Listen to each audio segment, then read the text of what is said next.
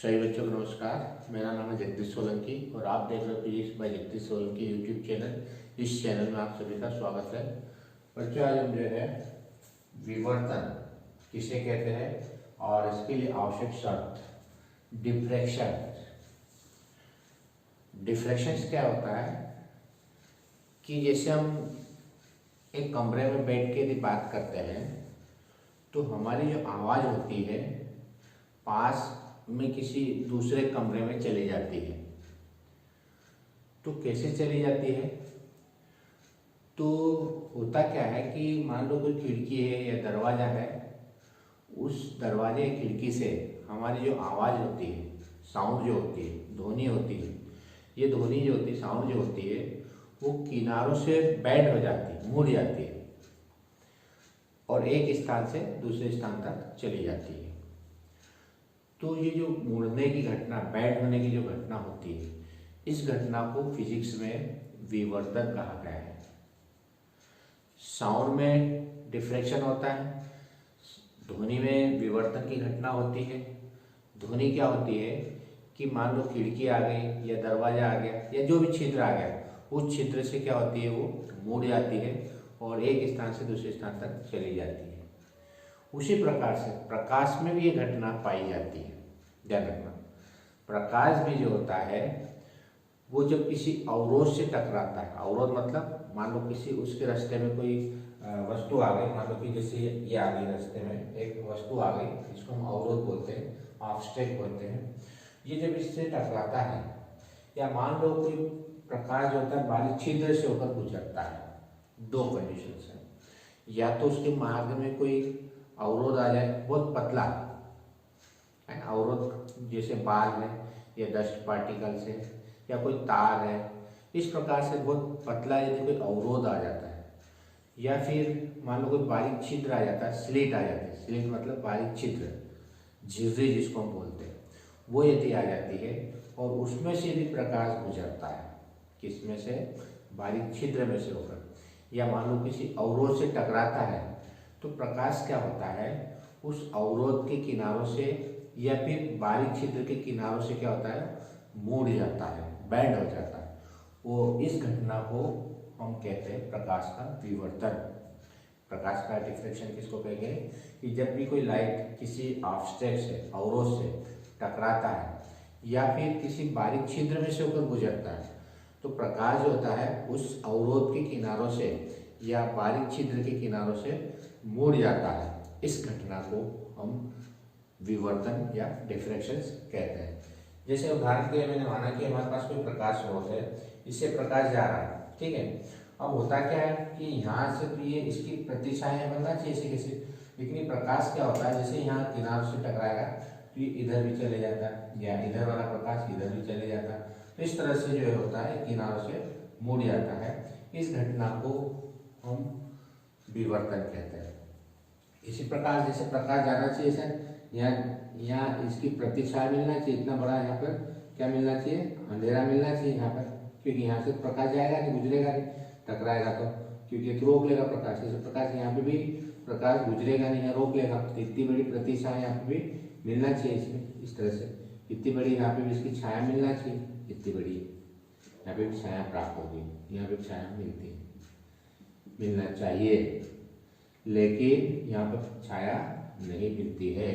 होता क्या कि जो प्रकाश होता है किनारों से मुड़ के इधर चले जाता है, तो ये इतनी बड़ी प्रतिछाया इसकी न मिलते हुए इतनी छोटी प्रतिछाया मिलती है, ये इतनी छाया मिलती है। यानी कहने का मतलब प्रकाश होता है किनारों से मुड़ जाता है। इसी प्रकार से इसकी प्रतिछाया क्या होगी, इतनी बड़ी मिलेगी, यहाँ भी किनारों से मुड़ जाता है प्रकाश।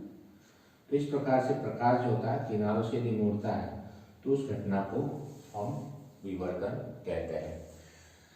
अवरोध हो या द्वार को, द्वारक का मतलब है छिद्र या स्लिट जिसको हम कहते हैं, कि तीक्ष्ण किनारों पर, जो बारीक किनारे होते हैं, शार्प किनारे होते हैं, पर प्रकाश के मुड़ने और ज्यामितीय छाया, ज्यामितीय छाया मतलब ये जो हमारे पास छाया इतनी बड़ी प्राप्त होना था, इसकी यहाँ पर इतनी बड़ी छाया प्राप्त होना था, लेकिन इतनी बड़ी प्राप्त न होकर क्या होती, छाया सिर्फ इतनी बड़ी ही प्राप्त होती, इधर भी इतनी बड़ी प्राप्त होना था, लेकिन इतनी बड़ी प्राप्त न होकर छाया जो होती इतनी बड़ी ही प्राप्त होती।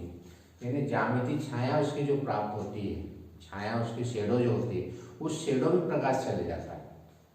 होता क्या है कि मान लो कि इतना बड़ा ये ऑब्स्टेक है, ये अवरोध है, इतना बड़ा हमारे पास कोई वस्तु है, तो यहाँ यदि प्रकाश जा रहा है, प्रकाश पूरा पूरा यहाँ रुक जाना चाहिए, यहाँ इसकी छाया मिलना चाहिए। यहाँ छाया न मिलते हुए क्या होता है कि इसकी ज्यामितीय छाया में क्या होता है, प्रकाश आ जाता है, इसकी छाया में भी प्रकाश आ जाता है।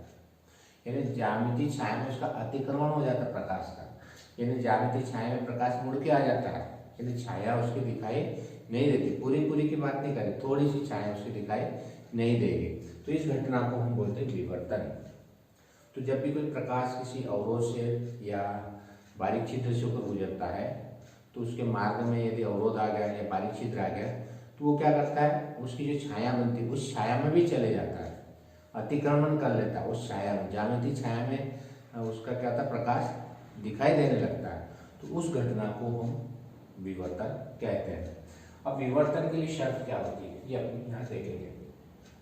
देखो, विवर्तन हमेशा नहीं होगा, विवर्तन के लिए कुछ कंडीशंस है।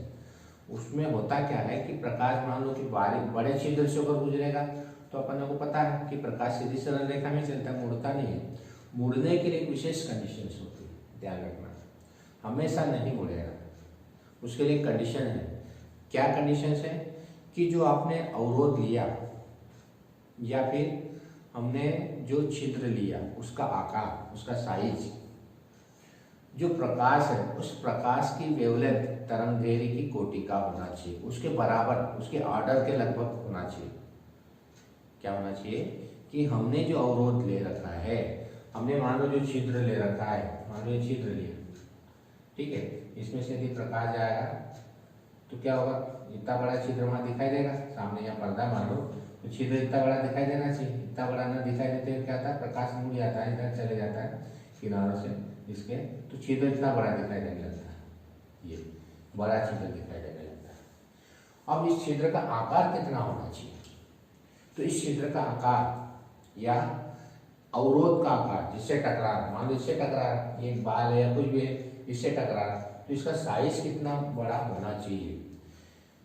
इस छिद्र का आकार या अवरोध का आकार, जो प्रकाश हमारे पास आ रहा, उसकी तरंगदैर्घ्य की कोटि का होना चाहिए, मतलब उसकी जितनी वेवलेंथ है, प्रकाश की जितनी तरंगदैर्घ्य होती है, उसके लगभग बराबर होना चाहिए, तभी प्रकाश किनारों से मुड़ेगा, चाहे छिद्र हो या अवरोध से, नहीं तो नहीं मुड़ेगा, प्रकाश सीधी सरल रेखा में ही गमन करेगा। तो प्रकाश के मुड़ने के लिए शर्त क्या है, विवर्तन के लिए क्या शर्त होती है कि जो हमने अवरोध ले रखा है, अवरोध जो ले रखा है या कोई बारीक छिद्र हमने ले रखा है, छिद्र है, तो इस छिद्र का आकार या इस अवरोध का आकार क्या होना चाहिए, जो प्रकाश होता है उसकी जो वेवलेंथ होती है उसके लगभग बराबर होना चाहिए, यानी उसकी कोटि का होना, कोटि का मतलब उसके आर्डर, आर्डर का मतलब ये होता है उसके लगभग बराबर होना चाहिए। उससे बड़ा यदि छिद्र होगा, प्रकाश की तरंगदैर्घ्य से बड़ा छिद्र होगा, तो प्रकाश सीधी सरल रेखा में ही गमन करेगा, बैंड नहीं होगा, मुड़ेगा नहीं, विवर्तन की घटना नहीं होगी। इसलिए सामान्यतः प्रकाश में घटना दिखाई नहीं देती, क्योंकि जो छिद्र होते हैं उसके आकार क्या होता है, बड़ा होता है, इसलिए प्रकाश में विवर्तन की घटना सामान्यतः अपने को दिखाई नहीं देती है। लेकिन यदि इसी प्रकाश को बहुत बारीक छिद्र से ऊपर गुजारते हो, या फिर कह सकते हैं हम किसी अवरोध से टकराते, बाल आ गया, तार आ गया, ये डस्ट पार्टिकल, बहुत छोटे छोटे जो पार्टिकल्स होते हैं उससे टकराता है, तो प्रकाश जो होता है किनारों से मुड़ जाता है। साउंड में क्या होता है, साउंड की जो वेवलेंथ होती है वो बहुत ज़्यादा होती है, बहुत कम होती है, सॉरी, प्रकाश की जो तरंगदैर्घ्य हमारे पास यदि हम बात करते हैं, ध्वनि तरंगों का तरंगदैर्घ्य 1 मीटर का होता है, लगभग, कोटि का मतलब उसके बराबर 1 मीटर का होता है।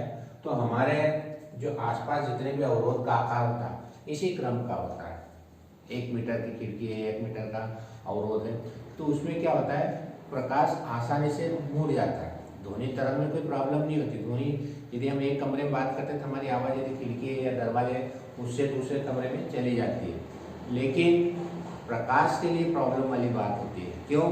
क्योंकि प्रकाश की तरंगदैर्घ्य बहुत कम होती है।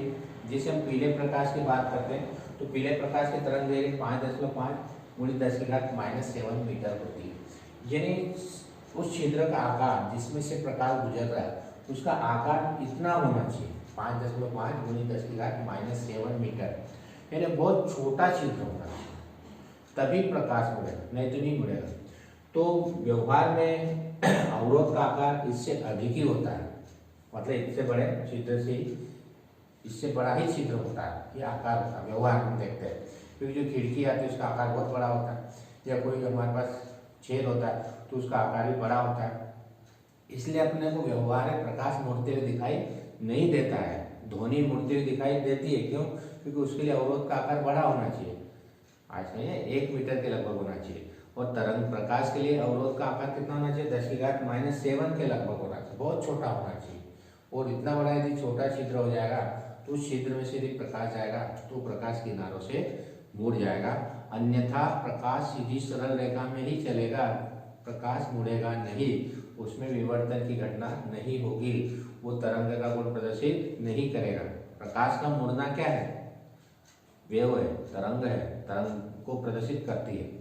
तो इस प्रकार से हम कह सकते हैं कि जो ध्वनि तरंग होती है वो हमको व्यवहार में उसका मुड़ना आसानी से देख सकते हैं। एक कमरे में हम आवाज कर रहे हैं तो दूसरे कमरे में चली जाती है। क्यों? क्योंकि हमारे पास अवरोध का आकार जो होता है लगभग 1 मीटर के लगभग होना चाहिए ध्वनि तरंग के लिए, और वो व्यवहार में अपने को आसानी से मिल जाता है। परंतु जो प्रकाश होता है उसके लिए अवरोध का आकार कितना होना चाहिए? 5.5 × 10⁻⁷ मीटर। ये हम पीले प्रकाश येलो लाइट की बात कर रहे हैं, और सभी में लगभग 10⁻⁷ के बराबर होता है। लेकिन व्यवहार में इतना बड़ा छिद्र अपने को प्राप्त नहीं होता है, इसलिए व्यवहार में हम या डेली लाइफ में हम प्रकाश के मुड़ने की घटना प्रदर्शित होते हुए नहीं देख पाते हैं। तो ये हमारे पास विवर्तन, इसको अच्छी तरह से याद करना है। तो विवर्तन समझ में आ गया होगा कि जब कोई प्रकाश किसी बारीक छिद्र से होकर या अवरोध से होकर गुजरता है तो किनारों से मुड़ जाता है, बैंड हो जाता है। इस फिनोमिना को, इस घटना को हम विवर्तन कहेंगे। और जहाँ छाया दिखना चाहिए, मान लो ये हमारे पास लाइट आ रहा है, ये लाइट आ रहा है तो यहाँ पर प्रकाश अभी मुड़ गया, पीछे छाया दिखाई दे रही है मेरे हाथ की, दिख रही छाया, लेकिन क्या होता है कि छाया में भी प्रकाश चले जाता है मुड़ के, उस घटना को हम विवर्तन कहता है। उसके लिए अवरोध का आकार या छिद्र का आकार प्रकाश की जो तरंग होती उसके बराबर होना चाहिए या उससे छोटा होना चाहिए। उससे बड़ा यदि आ गया आकार, छिद्र का आकार यदि बड़ा आ गया तो प्रकाश सीधी सरल रेखा में चलेगा, वो मुड़ेगा नहीं। तो ध्वनि तरंग में आकार लगभग 1 मीटर होता है अवरोध का, इसलिए ध्वनि तरंग क्या होती है हमको आसानी से मुड़ते हुए दिखाई देती है, सुनाई देती है। परंतु प्रकाश के लिए जो तरंग दैर्घ्य होती है वो 10⁻⁷ मीटर के लगभग होती है, और व्यवहार में इतना बड़ा आकार अपने पास प्राप्त नहीं होता क्योंकि बड़े बड़े आकार होते छिद्र के, इसलिए प्रकाश तरंगों को व्यवहार में विवर्तन की घटना प्रदर्शित होते हुए नहीं देख पाते हैं। यदि वीडियो आपको अच्छा लगता है तो आप इस चैनल को सब्सक्राइब करें, अपने दोस्तों के साथ वीडियो को शेयर करें और बेल आइकन के बटन को प्रेस करें ताकि आने वाली वीडियो की नोटिफिकेशन आप तक पहुंच जाए। धन्यवाद। जय हिंद, जय भारत, वंदे मातरम।